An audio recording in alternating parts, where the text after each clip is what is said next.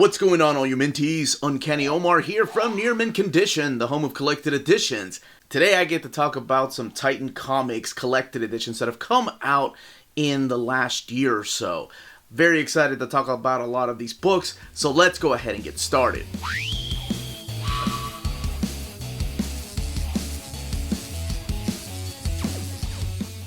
And welcome back, everybody. Before getting started, I want to give a huge shout out, a huge thank you to Titan Comics for sending us copies of these collected editions. A lot of these have been out for about a year or so. Some of them have recently come out, and some of them I've read in the past in other editions, but some of them just completely blew me away. So again, I will put timestamps in the description of the video so you can jump around if you're curious about a particular title. If you're curious about all of them, then just watch the whole video. But let's go ahead and get started. Let's talk about this Blade Runner series. So Blade Runner 2019 comes in a series of 3 trade paperbacks. This is the slipcase edition. And the interesting thing about the slipcase when I got it, that it was like volumes 1, 2, and 3 were put in a right to left format. And I thought that was pretty interesting, as I had never seen a box set do that. Most of the time it's like this is the way that I've seen them. So I wonder if that's because the cover is here and they wanted to keep it like that. But anyway, that's what we're going to be looking at. This box set does come with 3 little prints, or I guess postcards if you want to mail them off, based on the different covers of the volumes. Volumes 1, 2, and 3. And here's what the slipcase looks like. This one retails for $49.99, and it's the complete 2019 series. So if you're a fan of the Blade Runner books, or I'm sorry, the Blade Runner movie, then you know that the 2019 year is very important. So let's take a look at Volume 1, and then we'll look at the artist edition. Okay, so this is Blade Runner 2019, Volume 1. And one of the things, if you've seen the movies, then you know that Blade Runner, the very first movie, takes place in the year 2019. What's interesting about this is that this not only takes place in 2019, but it came out in 2019. So now we're reading about this possible future from a movie in the 80s, but taking place in the year 2019, in this alternate reality.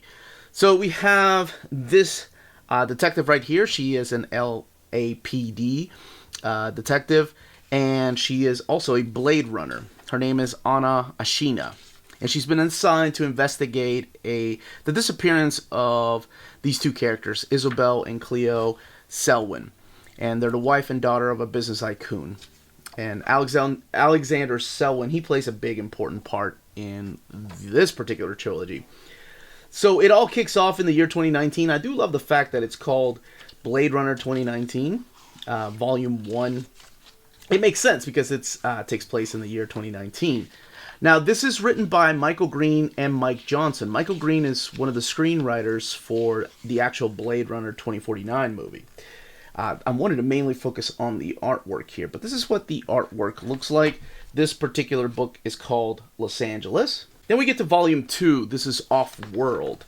Now, Off-World takes place a little bit after Volume 1. And by that, I mean a few years, where we have the character of Ash and the character of Chloe now living, well, you guessed it, off-world for some reason. You can find out why in Volume 1. And they're going by different names, like Chloe's going by, what was she named? Rabbit, and Ash is now going by Caddy. So I say Ash, but I don't think I explained. Anna Ashina, that's her nickname, is Ash in the first volume. But now they're going by different names, and they're living off-world, and they're hiding. And why exactly are they hiding? But again, I find it interesting that it's called Blade Runner 2019, but this is more like Blade Runner 2024. It's when the year that this particular story takes place. And here we have Volume 3, Home Again, Home Again.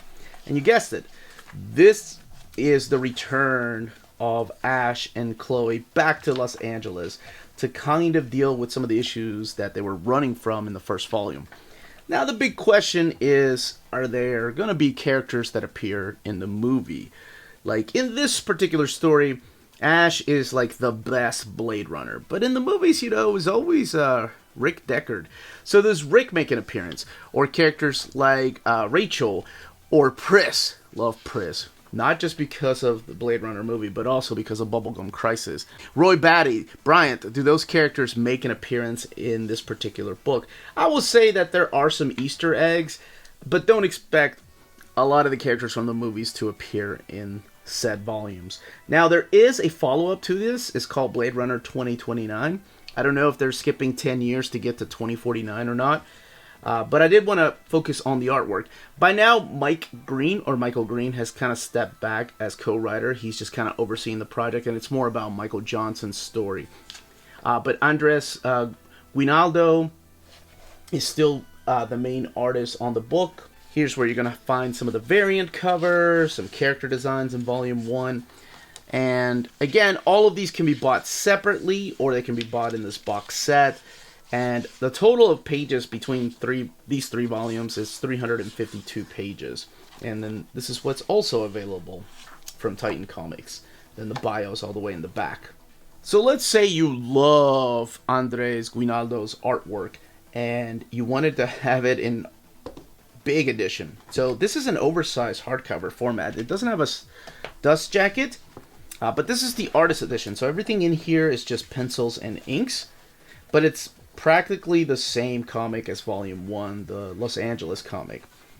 And again, just if you're a fan of the artwork. And the difference, too, is that they're using different paper stock. I love that. In this, they're using the thick, glossy format. In this, they're just using this flat, matte format. And actually, it's a pretty thick matte paper that they're using for this particular book. This one retails for $29.99. It has 128 pages. Basically just the story, the very first volume. And let's look and see if the extras in the back here. So I find this pretty interesting that they have the covers in black and white, but they're not true, just pencils and inks. They're just a black and white copy of the covers. But they do have the cover development here for most of the covers. They have Andre Guinaldo's tryout pages, the thumbnails, which will eventually become the finished pages through here. So it's almost like a storyboard that an artist uses to draw each page. The character designs, and then Return to the World of Blade Runner. This was his artwork is freaking awesome. So this is a hardcover, again, no dust jacket and oversized. Next up is Miss Tree. Volume 1, One Mean Mother, and Volume 2, Skeleton in the Closet. And I just realized that it sounds like Mystery. How the hell did I miss that? Okay, so this is part of the Hardcase crime line. And I want you to note one other important thing about these particular books is that they are smaller scale trade paperbacks. So they're smaller than your average size trade. Now, it could be that I've never read these books before, and I've read a lot of Droulet, I've read a lot of Elric, but I think these were my favorite out of the batch. Oh my gosh. Again, each one of these retailing for $24.99. Or I'm sorry, the first one's $24.99, the second one is $29.99. And let's talk about this particular story. This is from Max Allan Collins, who has written Batman in the past, has written some crime novels, and it is about this character right here, Michael Tree. And yes, her name is Michael. Her husband's name was Michael. He passed away. He was shot and killed. So she owns the Tree Investigations. So she's a private detective and almost works like security too. And holy crap, I was blown away by this. So this, it never really states. I assume it takes place in the 80s just based on the way that the characters are drawn, just based on some of the dialogue that was used in here. And I read the first volume. I made it through about a third of Volume 2. Volume 1, I could not put down. This is the same gentleman that also wrote the Road to Perdition, Max Allan Collins. Terry Beatty is the artist. And this particular volume collects the first 5 issues. Now, these were published by Renegade, Eclipse Comics, and DC Comics. And now Titan owns the rights to these. I'm not sure how many volumes of these are going to be. I think maybe a total of 6 or so. Maybe more. I hope more, because I really enjoyed this. So, yeah. In the first story, we get to meet her. And I don't know if these are published in chronological order, as I had never read them before. So, in the first story, we get to see kind of like her arch nemesis, the Muertas. So, this is Dominique Muerta. And she goes and talks to her about somebody breaking into her apartment, claiming that it was the same person that killed her husband. And Dominique decides to hire her as security. But before she could start her job as security, working for pretty much her arch nemesis, Dominique gets shot down. So her first crime that she has to solve while working under the Muertas is who killed Dominique. And so it's a whole mystery, twist and turn. Now it makes more sense that I say mystery. It is written like a crime novel, and it is very well written. I really like the character of Michael Tree. And at least from the first few issues that I've read, like I said, all of this and all of this, it's not explained why she was named that. It's just that her dad always wanted a boy, but she kept the name Michael. So not only was her ex-husband that got killed also named Michael, but her son, her adopted son that was Michael's son, his name is also Michael. So it gets a little bit confused. I was confused because I didn't know that was her name, because all I read was the title, Miss Tree. But this is the very first volume. This one here, retailing for $24.99. It has 264 pages. And here's the creator bios. Let's look at book 2. And here we have volume 2. While the first one really focuses on the relationship between Miss Tree and the Muertas, whether it's Dominique or Dominic, or their daughter that's dating her adopted son, or stepson rather. This one here focuses on different types of crimes. Like the first one is about a cult, and it just feels a little more disjointed than volume 1. Volume 1 seems like it has a connection because of the family that's against her. This one here, I don't know how it's collected, because like I said, I've never read these, and it looks to me like some of the pages are colored, and they were originally supposed to be black and white, just the way that it looks on paper. Yeah, this is the way that I kind of figured they might have made. So I don't know if they've gone back and recolored some of the early adventures, but this is the way to me that it feels like most of this was supposed to be.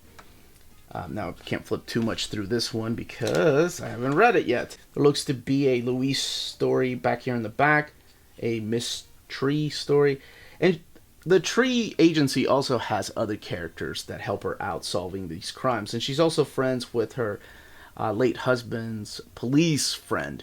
They were once partners, but yeah, and here's the cover gallery. Looks like these were published by DC. That one drawn by Dennis Cohen. And that's the cover that they used for Volume 1. This is Volume 2.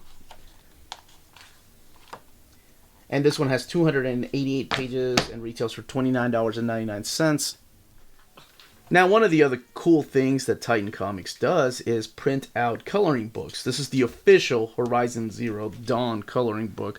Because let me tell you, those unofficial ones are kind of, how do I put this, janky. Especially if you buy them off Amazon. They're like print to order, but this is what it looks like. You have different artists just giving you the world of Horizon Zero Dawn. All of this is in black and white, and okay, I'll be honest, I haven't played the game, so I don't know if there's any spoilers in here. But I think this is all original artwork that isn't really featured in the game. I think they're just side stories from published works that feature the character of Horizon Zero Dawn. Who would benefit from this would be Maddie. So I think this is one that I'm probably going to give her. She loves that particular game. I think she's bought it twice, the upscaled version. But anyway, this one is $14.99. That is a gorgeous piece. $14.99. And it's all printed on these, of course, thick matte paper that you can color on. It's a little difficult to do this particular spine watching, but here's what all the spines look like. These are the smaller case books. And what the spines on the bigger books look like. These are all hardcover, but just also notice the differences in the sizes. Just shows you that Titan can do different sized books. Next up is Legends of Today. This is by Enki Bilal and Pierre Christine. And Enki Bilal, I'm familiar with the Nicopol Trilogy book. This one retails for $39.99, and it has 176 pages. It is an oversized hardcover book. No dust jacket. Here's some other Bilal library books. And this is, of course, published by Titan Comics. So this is a pretty interesting story. This is about I want to say a group of people that have just given up on everything in life because it has just come and crushed down on them. Whether they lose their jobs, whether they live in a poor town. It's a really interesting story, and it took me a while to read because there's just so much dialogue in this. It all takes place in the 1970s, and all three of these stories are connected by this man that everybody refers to as 5022B. He's spotted near events, and over the course of decades, wherever he's spotted, these towns change. So that's pretty much what the prologue is about government and military officials. They're kind of gathering to talk about the new intel on this particular man and who he is, who this mysterious man is. So the first story is about a floating village. One day the villagers wake up and their entire town is floating. Some of them decide to leave, some of them decide to stay. The second one, I believe, is called the Stone Yacht or the Stone Ship. Let me see this one here. The Stone Ship. This is about a group of just rich tycoons and investors that are wanting to buy a fishing village. And they're on their yacht, and they're there to survey this fishing village that they want to convert into a tourist resort. And one of the things that they're trying to convert into a touristy place is this stone castle that's sitting at the edge of the town. They want to move that castle to make it a tourist attraction. And there's a blind hermit in here that shows up with magical powers. And in this particular story, that's who 5022B appears to. And they kind of have a plan together to make the tycoons leave this particular village. So practically, all these stories are about the same type of thing. It's about a lower class of people. And somehow throughout the events that happen here, they are empowered to take over and to kind of decide what their future will be. This one is the city that didn't exist, the last story. And this one also is about townspeople, and they're not empowered to change their lives. But that's not until 5022B shows up. So it's a small manufacturing town, and it's just feeling the ramifications of layoffs and reduced wages, and of course commercial competition. So the granddaughter of this particular business owner, who's like the town's patriarch, dies. And now she's given pretty much the keys to the kingdom. She becomes the caregiver of this particular town. So what she does is she immediately inspects the towns and the various companies that her grandfather owned. And now her guide in this particular story is 5022B. So it's an interesting study on people and when it comes to being crushed and how much they're willing to go on when life is just completely down on them. I liked it, but I didn't like it as much as the Nicopol trilogy. I love the Nicopol trilogy. I thought that was an excellent read. One of my favorite reads from across the seas. This, however, does have some beautiful artwork. Now, most of these books I'm talking about here, with the exception of Horizon Zero Dawn, are adult themed. Most of them are mature themed, and I think most of them do have a mature rating on them. Like this one here, suggested for mature readers. So, that is Legends of Today. Elric, the Ruby Throne, and Stormbringer. Now, I had read these latest incarnation of Elric, the Michael Moorcock character. Actually, it was Titan. They published these big books. So, if you want me to do a spotlight on just Titan books and the different types of books that they publish, let me know in the comments down below. This one, again, mature content. And I don't know if it was just because I just finished reading Berserk Volume 10 that the character of Elric reminds me more and more of Griffith, just because of some of the things and decisions that he is making. So Elric is this albino emperor right here. He rules Melniboné, and he's ruled it for lots of years, let's just say that. I don't think it's explained in the first 2 volumes how long exactly he's ruled. So now his people are being threatened by pirates. So Elric believes that he has to restore his authority and regain the faith of his people. So he takes his cousin out to sea with him to battle this oncoming pirates that are threatening his domain. And he has the ability to summon, let me see, how do I put this? The Dark Lord Arioch, who's like a god, and he summons him to just destroy his enemies. Oh, it is so badass, and the artwork is beautiful. This is the Didier Poli. It is written by Julian Blondel, and it's also drawn by Robin Recht. But this is what the artwork looks like. It is stunning. All the way in the back, you do have some extras like characters, sketches. Yeah, right here. This is Simoril, who plays his cousin, his lady, Devim, and I'm sure I'm mispronouncing these names. Stormbringer, which you don't see until the 2nd volume, and that is his sword. His sword that requires blood. So in this, I will say, towards the end of volume 1, he is betrayed by family. This one here is written by Julian Blondel and Jean-Luc Cano, based on the book, and then the art by Julien Tello, Robin Recht, and Didier Poli. Here's all the colorists, the cover artist. So this particular volume immediately follows up volume 1. After this huge betrayal by his family, this is where it gets dark. This shows what he is willing to sacrifice to get revenge on his enemies. And then, at the very end of this, is something that I didn't see coming. Holy crap, this guy is dark. And yeah, there's the Stormbringer sword. Not just Stormbringer, but also the Mournblade here, which is another god's sword. I had forgotten how dark this story is, because it's not just about summoning gods, but in order to summon gods, you have to give some sacrifices. Well, you can find out exactly what those sacrifices are. The ending of this one surprised me, though. And here's other stories by Michael Moorcock. This is the way that I owned it in the Ruby Throne and Stormbringer. These are the big deluxe editions. Are beautiful.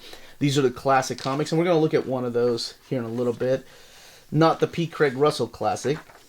Here's the books that are also available: The White Wolf and The Dreaming City. And this one's 64 pages. Volume 1 is 64 pages. Beautiful hardcover books, no dust jackets. These retail for $16.99. So in case you don't have enough of Elric in your collection, there's also these particular books here. This is the Michael Moorcock Library, and this is the Eternal Champion collection. So this collects stories by Philippe Druillet. It's not the only book we're going to see here. And I think I've mentioned him. I don't think I've ever done an overview of his books, mainly because there's a lot of nudity in them. But how am I going to put this? I picked them up on my haul video, so you may have seen some in my haul videos. Here is an introduction by Michael Moorcock, who also does an introduction in the first book. Oh, and Alan Moore, I forgot. Alan Moore does an introduction of Stormbringer, talking about how much he loved the series.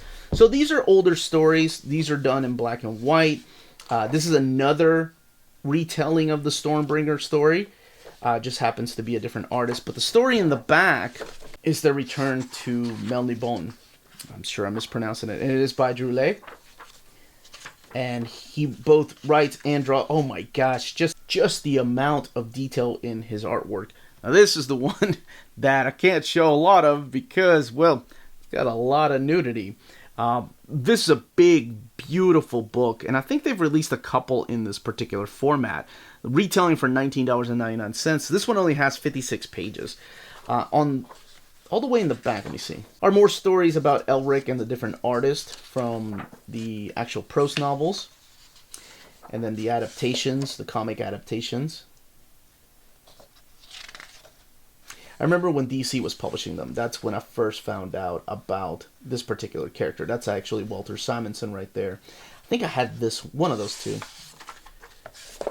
And then the bios on James Cawthorne, who did the Stormbringer book, and then Philippe Droulet, which I'm sure I missed. Oh my gosh, that's a lot of books. So all of these published by Titan Comics. I love the fact that they are bringing all those out. And then the Droulet library. Like I said, I've done an overview, or I'm sorry, I've done hauls on my channel, and most of these I think I already have. But we are going to be looking at Sloane, Delirius. This is the last book we're going to be looking at. This is by Jacques Loeb, who was the gentleman that did the Snowpiercer book, the very first book, and Philippe Droulet is the artist on the book. This one retails for $24.99, and it has 80 pages. That just screams Jack Kirby Fourth World to me. So we are back in the world of Sloane. All of this taking place 800 years after this huge event called the Great Fear. And we find Sloane now stuck on this planet called Delirius. And Sloane is kind of like an astronaut that got thrown into these alternate dimensions. That's pretty much the premise of the stories in the Sloane series. So this one is a planet that's ran by all these fanatical monks of the Red Redemption.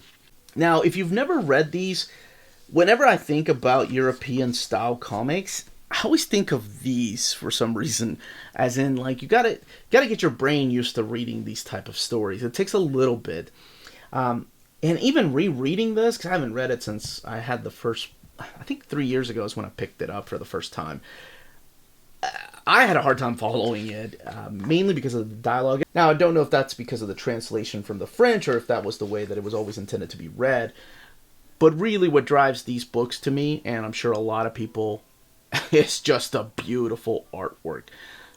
To have this type of artwork in this size is just unbelievable. It is the main reason to go with these versions of the books. I want to say that some of these were originally printed, that's how I found out about them, through Heavy Metal magazine.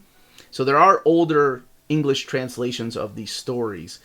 And these right here, though, are the newer adaptations by Titan Comics. I don't remember them in Heavy Metal magazine. It was just something, I think it was at a forum that people were talking about them. I'm like, hey, I love Heavy Metal magazine, and introduced me to a lot of European creators. So people were talking about Droulet, and I immediately fell in love with his artwork. Going back and revisiting, though, it was a little hard to get past some of the dialogue in here. Or sometimes even the panels are a little hard to follow. Let me see if I can find an example. Okay, so this is a prime example. We're used to going from left to right, but in this, it looks like we're going from right to left, just the way it is written. And I think even in the opposite page, or maybe 2 pages later, we're going back to left to right in the way that you're supposed to read it. Yeah, like this spread right here. And don't get me wrong, the spreads are beautiful, but that's kind of like the way your brain is when it comes to this artwork. You have to try to figure out sometimes what exactly is going on, or what exactly, especially when you throw in a bunch of weird monks. It is the artwork, I will say, though, it is so creative, and it will just grab you and keep you wanting to not put this book down. It's trippy as hell. And honestly, I've just grown to love it. The size of the book is just oversized. This one, like I said, $24.99 and 80 pages. It has this thick, glossy paper. And I'll be honest, if they could do something like this for Conan, like maybe this oversized, see, Big John Buscema's artwork like that, the black and white stuff, almost like a magazine-size book, that would be awesome. Of course, I like it to collect more than just a couple 80 pages. But that's it. That, as they say, is that. Now, if you're interested in purchasing these books, don't forget to check out our sponsors. And those are some recent collected editions from Titan Comics. Let me know in the comments down below if you want to see a spotlight on just purely Titan Comics. CheapGraphicNovels.com, your online home for graphic novels and collected editions up to 50% off cover price. They have excellent shipping and prompt and helpful service. Check out their bargain deals for up to 90% off cover price. And don't forget that CGN also takes pre-orders. That way you don't miss out on the hottest releases. And they are currently running a special promotion for you minties. If you're a first-time customer, after receiving your order confirmation email, reply back to that email and let them know Near Mint Condition sent you their way. They will then apply a free shipping promotional credit to your next order in the US. Cheap Graphic Novels, your source for the hottest books with the kind of deep discount, quality shipping, and customer service that will keep you coming back for more. If you live in Europe and are interested in pre-ordering or purchasing Omnis, then you should definitely check out Walt's Comic Shop in Berlin, Germany. They have the cheapest pre-order prices for Marvel and DC big books within the EU. Flat shipping of €9.90 for EU countries, extremely careful and sturdy packaging, emails are answered within 24 hours, and they have a superb selection of new releases and out-of-print books on their website. Just head over to waltscomicshop.com for more great deals and rare titles. And for a limited time, you can use the code NEARMINTCONDITION, all one word, at the checkout for free shipping to all EU countries with your first order. Walt's Comic Shop, your reliable source for Omnis and premium collected editions in Europe. Makes like all the editions that have come out. Mainly because I know so many people are curious as to how they're going to handle Conan the Barbarian or the Conan license. What kind of books they're going to come in. And what kind of books they're going to be. And as soon as I find out, of course, I will be sharing with you all. If you have any questions, comments, leave them down below. Let me know which books you've enjoyed out of these, which you completely recommend the people to check out. This was the Uncanny Omar. Thank you all so much for watching. Don't forget to check out our Patreon and Spreadshop. Amazing ways to support the channel if you can do so. More importantly, everyone, stay healthy and safe out there. Much love.